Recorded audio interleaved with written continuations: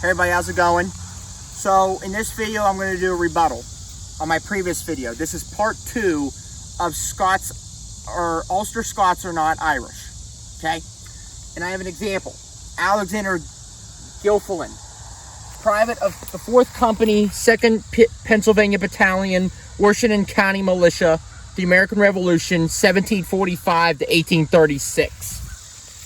So Alexander Gilfillan was an Ulster-Scot from Northern Ireland. Now, many Ians have reminded me of something I already know.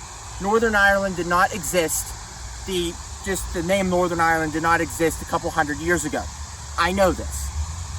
But the people that don't know what Ulster is, they don't know the province of Ulster, they don't know that it's Northern Ireland. So I have to basically assume that they don't know and call it Northern Ireland. So he was from Northern Ireland, let's just say that, or Ulster, okay? But him as a Ulster-Scot of Scottish lineage was born in the north of Ireland, in the province of Ulster. So in this article that I found called Discover Ulster-Scots by the Ulster-Scots Agency in Belfast, Northern Ireland, okay? I was in Belfast 2 years ago, June of 2023. Belfast is an amazing city. I'd recommend going to Northern Ireland in general, especially Belfast. And so while in Northern Ireland, I saw these vast, beautiful views, historical places, but I also learned about the differentiations of the Ulster-Scots and the Irish, or Scottish and Irish differentials. Alexander Gilfillan here came to Pennsylvania. He was a Scottish Presbyterian. I'm at a Presbyterian graveyard at a Presbyterian church. Now, in this article here, it differentiates and segregates the English, the Irish, and the Scottish into different categories. Alexander Gilfillan was a Scot of Scottish lineage. He identified as a Scot. He was a Presbyterian whose ancestry pledged allegiance to the British crown, to the English crown. His ancestors and him, believe it or not, were subjects of the Union Jack in the British Kingdom, the United Kingdom of the British sovereignty. So the Irish, in this article, stated in this article that the Irish were kicked out of their homes, their ancestral homes that they lived on for 1,000 years in the province of Ulster, the plantation of Ulster, when the English came over and dispersed his ancestors, the Irish people, my ancient ancestors, the Irish, the native Celts, and displaced them. Now, these people, Alexander Gilfillan, his ancestors came over from Scotland in the 15 and 1600s as indentured servants, working for the English, working for the plantation of Ulster, making money for the British crown. Now here's the thing. His people were living on stolen land from the Irish. These people were not Irish. They were Scots. They were Scottish. They were living on stolen Irish land by the English crown. Do I think it's wrong? Do I think it's right? I don't know. I'm an historian. I don't have wrong or right. It is what it is. But they were living on English-conquered land by the English crown, the sovereignty of the British. He was a Brit. Regardless, he was British. But you have the English and the Scottish who are British, and you have a distinct difference in the Irish. My dad's side of the family is Irish Catholic from Galway and Roscommon. Okay?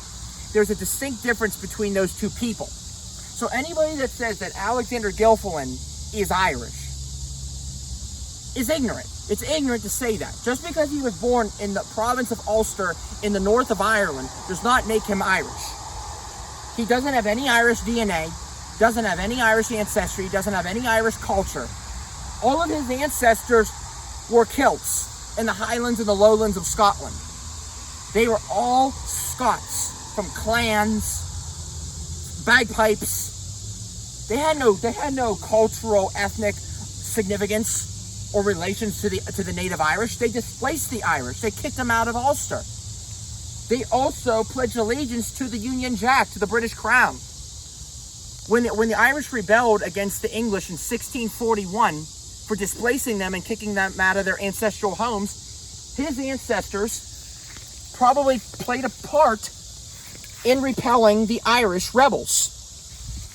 Yes, the Scots were involved in the rebellion. I'm not saying that all Scots were not involved. But Scottish Presbyterians were loyal to the crown for many years, and they were distinctly Scottish. There was no relation and no assimilation to the Irish or to the Irish culture or the Irish lineage. But in the 1700s, in the 1750s, 60s, and 70s, him and his ancestors and his relatives moved to the British colonies in North America, presently here, Pennsylvania or Virginia or vice versa. Any colony here in the 13 colonies. But regardless, any of yins that say, out of all these articles and all of these pieces of evidence that I have accumulated today, I have seen a distinction that many yins need to see in here.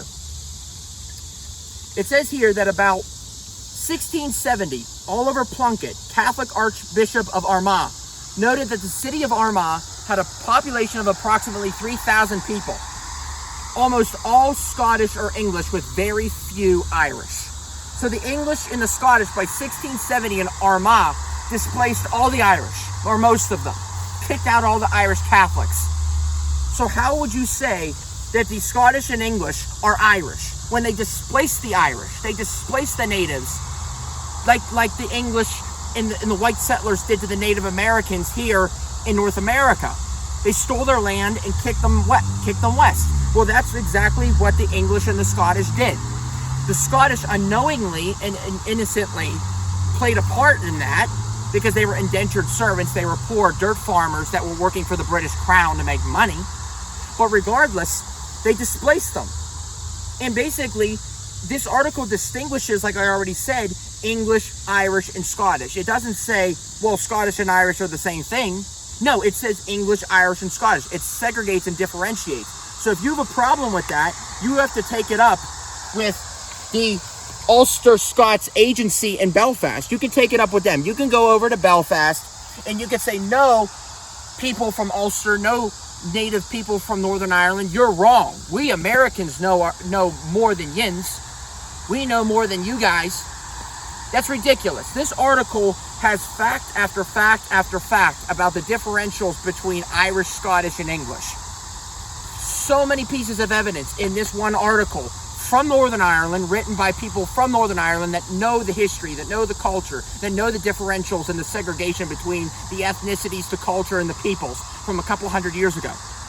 Now, I'm not saying that today these people are the same. This guy right here, Alexander Gilfillan, he was a distinct person living in a distinct time. This man right here lived in a different time, in a different era. But what I am saying personally is that this man right here was a Scot. And I don't care what yins have to say about he was born in Northern Ireland, he was born in Ulster, he was an Irish. No. This man is personally responsible, unknowingly and innocently responsible, as a bystander, but regardless, him and his blood, his Scottish blood, are responsible for being indentured servants working for the British Crown, displacing native Irish from the plantation of Ulster. Does that make him Irish then, because he was born in Ulster? No. Just like we, as white European descendants, are basically thieves and criminals for taking this land from the Native Americans the same time in the 15 and 1600s here in the British colonies. Pennsylvania, right now I'm standing on Native American soil that was stolen a couple hundred years ago. Does that make me a Native American because I'm living on Native American land? No, that means that he, living on stolen land in Ulster, does not make him Irish. That makes him a Scot living on stolen Irish land. Take it or leave it.